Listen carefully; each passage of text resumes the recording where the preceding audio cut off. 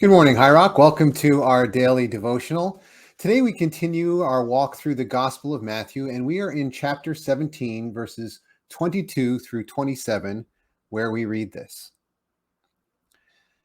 After they gathered again in Galilee, Jesus told them, "The Son of Man is going to be betrayed into the hands of his enemies.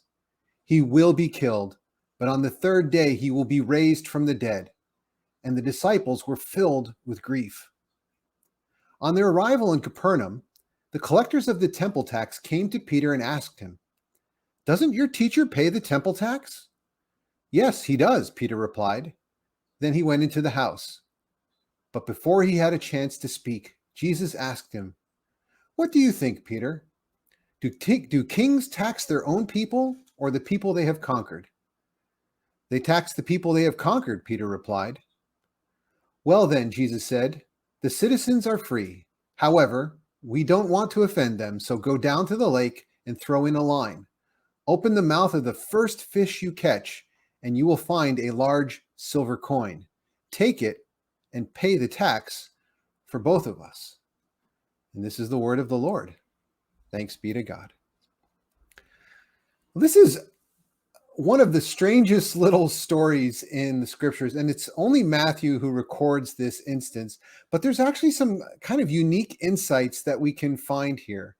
First of all, this interaction about the temple tax, it's the temple in the end that is going to get Jesus into trouble, especially with matters of money. And this will be in chapter 21 when Jesus sets himself against the temple, clears out the money changers, and basically declares that they've turned the house of his father into a den of thieves. And that's the moment when, they had been planning to set Jesus up before this, but at that point they decide this is the time he has to die.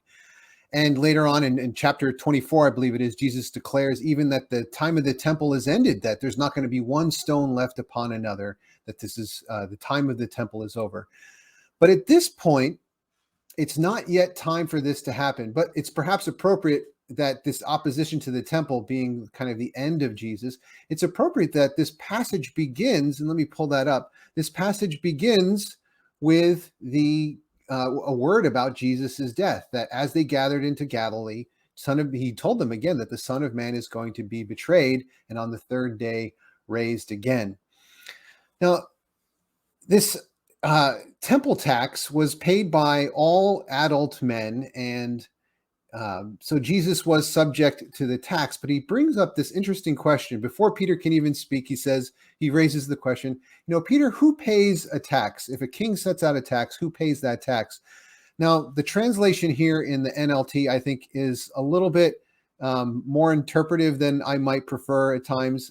Basically here it says, do kings tax their own people or the people they have conquered? Literally, it says, do kings tax their own sons or outsiders? And so you'll see that reflected in a lot of other translations. But saying tax their own sons or outsiders could also mean, as the NLT translates it here, does it tax their own citizens or those who are outside? However, I think the fact that Jesus is talking about his own relationship to God the Father, that this is his Father's house, and so he as the Son doesn't need to be taxed. I think the family metaphor or the son's metaphor actually fits better. That basically, does a king tax his own family? No, he taxes the rest of the kingdom. He taxes the outsiders. And Jesus, therefore doesn't feel the need to be taxed. And kind of in line with this, the priests of that day, to the Pharisees' dismay, the priests saw themselves as being exempt from the tax as well. And so the priests did not pay a temple tax. And so if the priests don't pay, if the people who work in the temple don't pay, then certainly the one who the temple is for shouldn't have to pay. However, and this is where Jesus kind of demonstrates this wisdom, like he has said, you have to be as wise as serpent, as innocent as doves. He is going to set himself in opposition to the administration of the temple as it stands at this time. However, it's not yet the right time. And so Jesus, rather than picking that fight, decides that they're going to pay the tax in this miraculous way. It's going to be this coin that comes from the mouth of a fish. Now, I think of an example of this kind of, knowing when to pick a fight as being a great principle of wisdom. And I immediately think of a story my dad told me about how when he was in high school, he used to sneak out of the house. But the way he would sneak out of the house is he would have to, there was a tree limb that went up to his window, and he could use that tree limb to climb out of the house. But the limb wasn't quite strong enough that he could climb back in that way. So he could get out of the house using the tree, but he'd have to come back through the front door. And back in those days, they didn't lock the front door. But when my dad would sneak back into the house, somehow his dad, my grandfather, always seemed to be on his way to or from the bathroom at that moment, had some reason to be up at that moment, and would just look at him and say, "Make sure you close the door." And it wasn't until years later that my dad finally asked him, when you caught me those times when I had snuck out of the house, why didn't you say anything? Why did you just, tell me to close the door?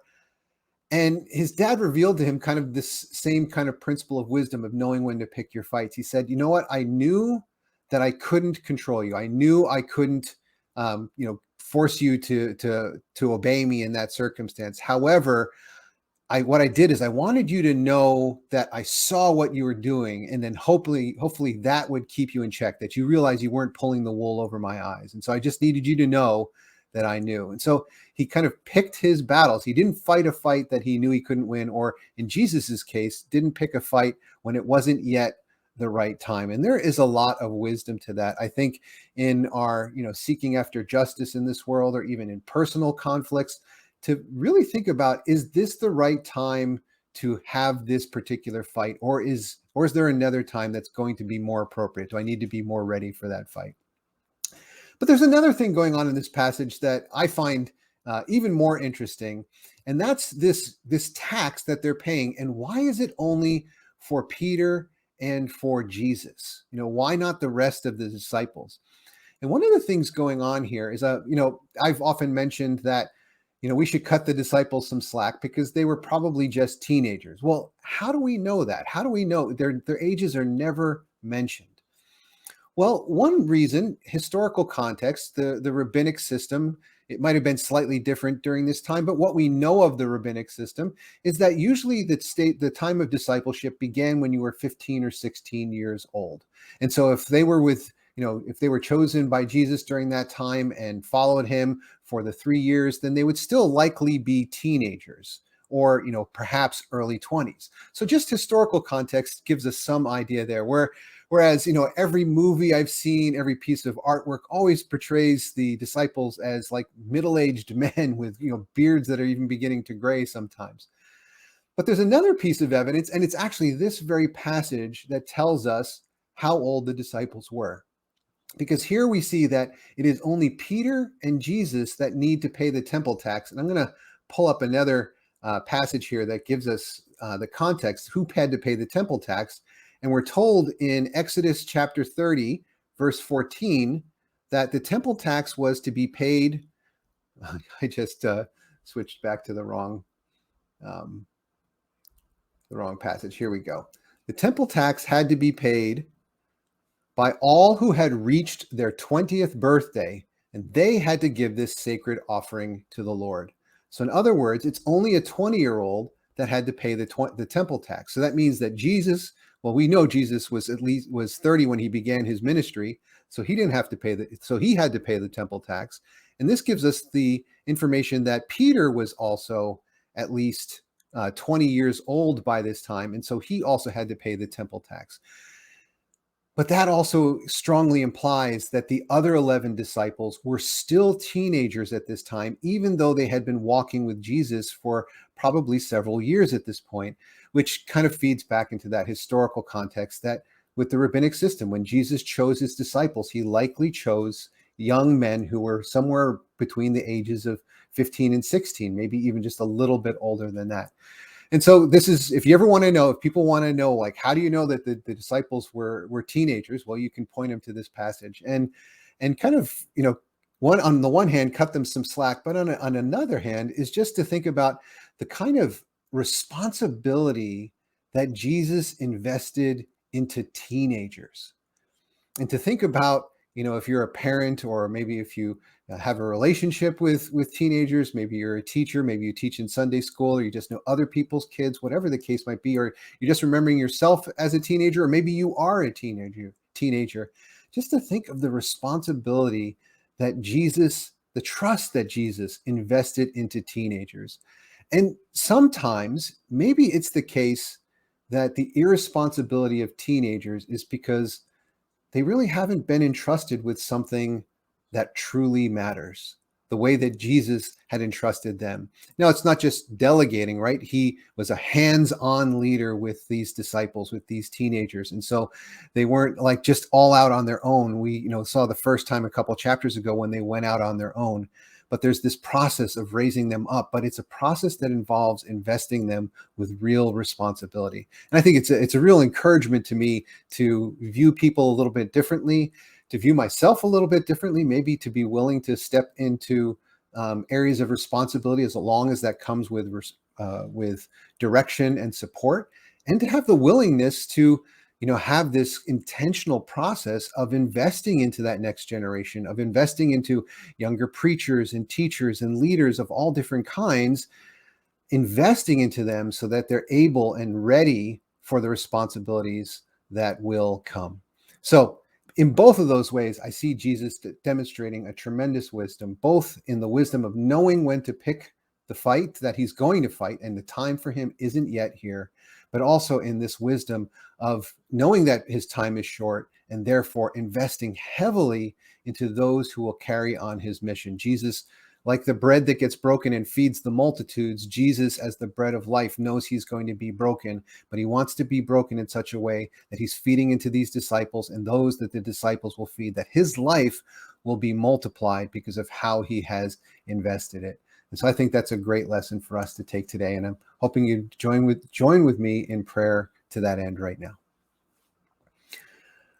Our good and gracious God, we thank you for the tremendous wisdom and love and trust that Jesus has shown, the way that he invested into the disciples, the way that Jesus invests into us even now through the Spirit and through the church. Lord, as you give us opportunity, as you give us chances to have relationships, Lord, help us to invest into those around us. Help us to multiply the life you have given us, to make an investment into the future, so that when we are gone, and we never know when that day may be, but help us to invest our lives in such a way that when we are gone, we will one day see that the lives that you have given us have been multiplied into the next generation and beyond. We thank you for this incredible invitation you give to us and the way you invest us with your love. In Jesus' name, amen. Well, everyone, thanks for joining with me today, and I hope you have a wonderful day. Hope you can join us again tomorrow as well.